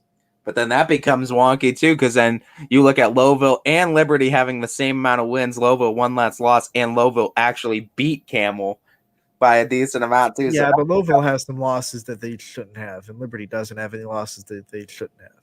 Well, Lowville's lost to Heartland Christian, and then 2 to Springfield. Oh yeah, you're right. I think so. Well, I know they lost 2 to Springfield, and then I don't know if that. You're right. They lost to Heartland, but I thought there were other games. Maybe they didn't lose, but they didn't look great in. There might have been games where they didn't look super great in, but I don't know. I mean, that's an interesting topic for discussion. How I think Lowville can be. You know, I Louisville's win over Camel was also at Rocket Mortgage Fieldhouse, and I don't know how much that affected Camel's offense, but they haven't looked that bad all season. No, and I mean it's something I really wish we saw. Here's another discussion. Like, obviously, at some point, strength of schedule has to go out the window, but Cheney has lost to very, very, very good teams this year. Yeah. Yeah, they have. And Do they really deserve to be 9? I mean, I know that record is just blaring and you can't put them too high with 7 losses. But at the same time, those 7 losses are to teams that no one else in this list is really playing. No, but I mean, it is when you have team. Well, Camel does have the 1 win over Cheney, and I think like I'm not saying that no one else, but no one else consistently plays the teams that Cheney does. Like what Cheney has losses to Medina, St. Vincent, St. Mary. Yeah, they're like no one's playing teams on there. But I feel like Cheney's in a good spot where they are right now. I mean, strength of schedule does have to be implemented too, but I feel like 7 losses is pretty much kind of putting them in the same pack with these teams with 3 to 4 losses, honestly. Salem did play Canfield, actually, so I stand corrected. Salem did play Canfield and beat Canfield. That's a perfect reason to keep Salem in the top 3 as well, too. I don't think it's hard to. I mean, so that adds to the discussion. Back to the girls' side, real quick. If Canfield wins out this week, can you jump them into the top 3 if the other teams win too? Obviously, Louisville wouldn't, but if, like I said, Salem and Howland win this week, does Canfield crack the top 3 anyway? I think Canfield could possibly. It depends on how the voters though, but for me, I think they just slightly jump over Howland then, and Howland goes to 4.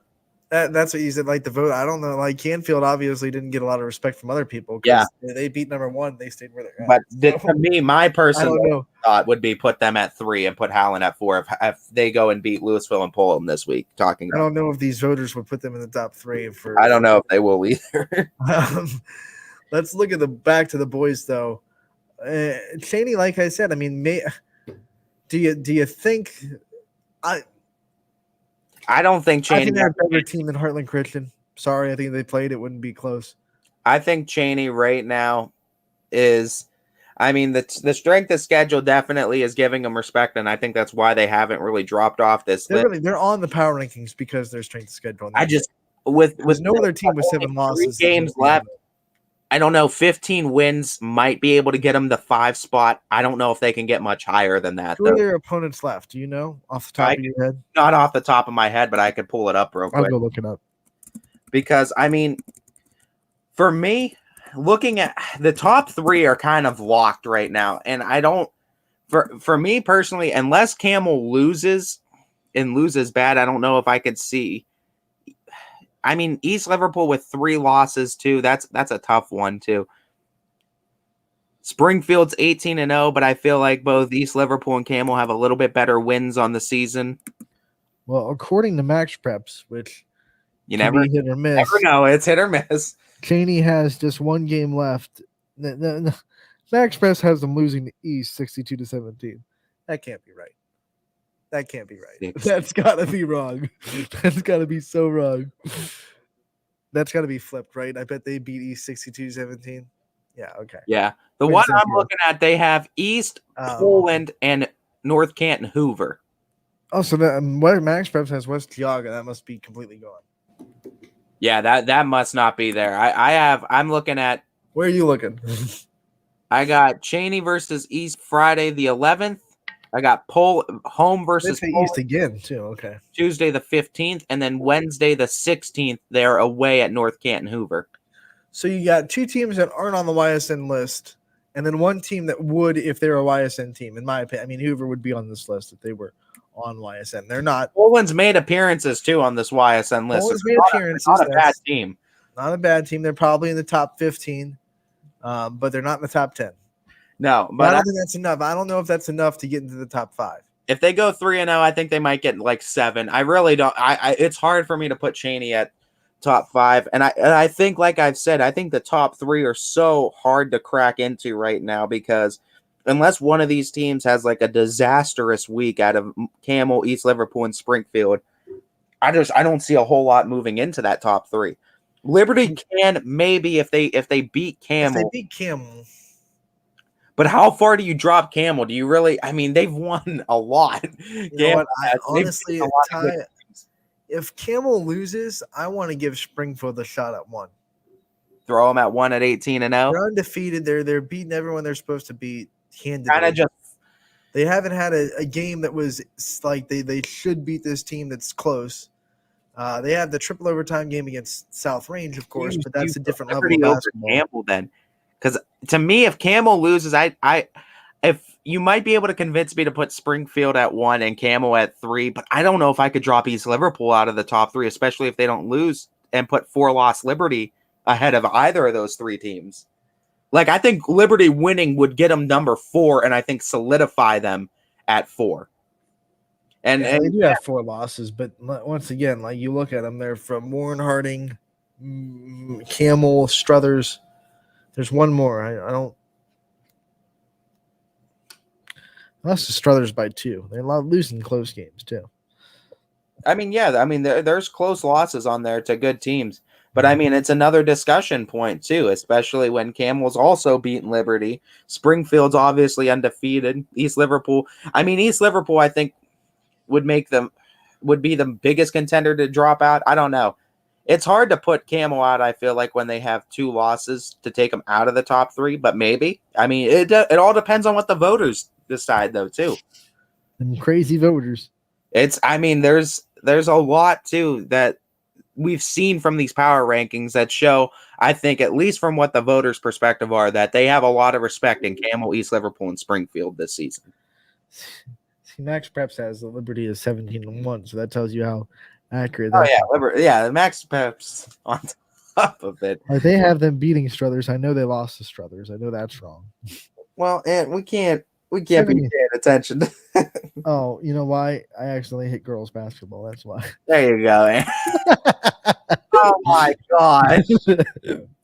Yeah, no wonder you're over here. I'm bad at Max Preps. I'm on the wrong page. You're looking at the Liberty Lady Leopards dominating everything. You're like, well, what does Liberty have out of they are 13-4. Champion, Crestview, and Valley after Memorial. They've lost to Harding by 8 to open the season. They lost to Akron Hoban, who wouldn't lose to them. They lost to Struthers by 2 and Camel by 2. 3. Camel beat them by 3, 61-58. And that was in Liberty. So they have to play Camel on the road. And that's next. That's what, on Saturday? Tuesday. It's tomorrow. What's difficult for me too, it's like even after tomorrow's Liberty at Camel, that'll be a big one. Even after the win with Camel, though, they got Champion, they got Crestview and Valley. And I mean, Valley's a good team, but Champion and Crestview are teams that you would think that this is the Liberty team that they should beat. And it's like, would they have enough quality wins to sustain top 3? And then do you jump them Louisville? Because Louisville just got a win over Northwest. It's hard, man. The top 5 is hard, I think, in this one. I feel like even with it's hard. I get it. Like that would be a big win over number 1, but unless they like boat race Camel, I would be hard pressed to move Liberty out of 5, to be honest. Yeah, I mean, I just got done saying blowout, and it's like beat number 1. They should move up, but Canfield was at 8. Liberty's not at 8. Like Liberty, if Canfield was at 5 and they beat Howland, they stayed at 5. I wouldn't have a problem with it. Well, yeah, you're at the top 5 then. That makes more sense. But when you're at 8 and you don't move up after beating number 1, I feel like at least when we're looking at power rankings lists too, I feel like the top 5 should be able to beat each other too. Like you think that these teams are good enough to beat each other. That's why you rank them so closely. These are the top 5 basketball teams too. So I feel like Howland suffering a loss to Canfield should have kind of put him in the top 5, but we'll have to see too. I mean, this is going to be a crazy week. A lot of matches. Crap. We just lost time in this power rankings. Yeah. Ooh. We're going to need to go through picks really quick. We do need to go through picks really quick. Let me pop us back up onto the screen. Oops. Well, there we go, Ant. 8 minutes of pick'ems. Here we go. I'm leading by 9. But I had a big weekend. You Finally, got I get some wins. You got 4 closer. I'm only leading by 9. You got it under double digits again. You're back in striking distance, Ant. All right, so I'm always in striking distance.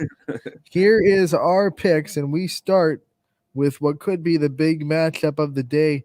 I believe I always get this wrong. I believe the share of the MVAC great here on the line tonight for Waterloo. They play Springfield.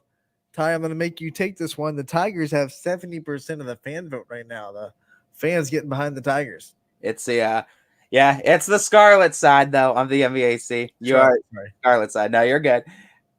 For this one, it's at home. Can't be the bad guy. In Waterloo, sweethearts. Give me the Lady Vikings. Such a big game. I feel like I have to split. Go Springfield with it. 2 power rankings. I gotta give Springfield love. I knew you're going to pick Waterloo. So either of these teams can win. I wouldn't be shocked either way. 9. I'll take Springfield since you take Waterloo. We'll go to the next one. Poland will be hosting Howland. The Bulldogs have 64% of the fan vote. This is my first pick and my call. For the first time this year, though, when I'm doing a Poland game, I'm going to pick against the Bulldogs. You're going Howland here. Howland after a loss, I just feel like they're going to be really upset. I don't think Pompili is going to have 2 straight games under 10 points, although Poland's defense is really good. They both have multiple pieces that can beat you. I feel like Poland will turn the ball over just a little bit too much and not get enough offense to beat Howland. I'll pick Howland as well because I got to keep you at bay, stiff arming you right now. As you're that's no fun. Poor Poland doesn't get any love from us now. We love you, Coach Blanche, and I think you could pull it off, but this is more gamesmanship with Anthony right now than anything. All right. Lowville versus Middle Ridge. Rockets have the fan vote 60-40. Your first pick. Give me the Lady Rockets. Up, and away. I'll take the Rockets as well. Niles at Lakeview. This one split 50-50. I'll take Lakeview to get the win tonight. I'll take the View. We have Canfield at Louisville. This one, the Cardinals on the road. It will be senior night in Louisville, and the Leopards have 67% of the vote. Can Canfield carry the momentum, Ty? Senior night, Leopard Country. No, spot me, Lady Leopards. I'll split with you. I'll go Canfield. We go to Hubbard and Badger. The Braves have 71% of the fan vote. Ty, my first pick, I'm picking Badger. Badger. We go Latonia versus Cheney. 57% of the vote to Latonia. And it's your first pick. Lions and Tigers and Lady Bears, oh my. Give me the Lady Bears. I'll take the Bears as well. 57% of the fans agree. McDonald traveling to Sebring. They have 70% of the vote. Tie. It is my first pick. I'll take the Blue Devils. Yeah, McDonald having a great second half of the season. Give me the Lady Blue Devils. This one's interesting. Camel Newton Falls splitting the fan vote 50-50. It's your first pick. I will go Lady Tigers at home. Yep. Give me the Lady Tigers. I'll take the Tigers as well, but Camel looking for that 5th win. Number 5. I'm looking at Quinn right now. Go for 5, Camel. Let's go. Salem versus Ursuline boys basketball here. 64% of the vote going to the Quakers. That's interesting. That is your first pick. My first pick, I'm taking the Irish. I'm taking the Irish as well. We go to Garfield versus Brookfield, back to girls basketball. And the G-men have 55% of the vote. They won by 4 the first time. This one in Brookfield. And it is your first pick. I'm a wreck with this one, man. This is going to be tough. Give me Garfield. I don't have enough time to think about it, talk it through. Give me Garfield, going off a gut. I'll split. Give me Brookfield. Brookfield at home. I was with you yesterday with Brookfield, and they bit me. So here's the other one with the big game inside the MVAC Great Tier champion traveling to Liberty. They want to avenge the worst loss of their season so far and at least prove that they can compete with the Leopards. It is Liberty with just 60% of the fan vote tie. It is my first pick. Liberty's at home. I think this will be a lot more competitive, but I'm not picking against the Leopards. Yeah, I think Champion's going to keep it closer, but Liberty at home is just too tough. Give me Lady Leopards. Jefferson travels to South Range in a makeup game from last week. The Raiders trying to bounce back after a loss to Poland. They have 67% of the fan vote. What is the status of everyone there? It's going to be hard. I'm still going to go Lady Raiders. Give me South Range.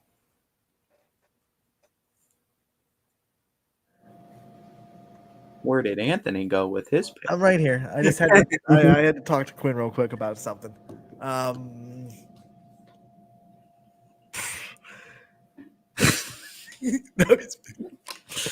South Range at home over Jefferson. They won by 4 in Jefferson, 31-27. I think South Range's offense just going to hold Jefferson down too much. Taylor Skinner's a good scorer, but she needs to be inside, not a great outside shooter. South Range cuts off her driving lanes. Where does Jefferson go after that? I'll take the Raiders. Move on to Western Reserve at Jackson Milton, and the Reserve Blue Devils have 75% of the fan vote tie. My first pick, Jackson Milton with a tough week.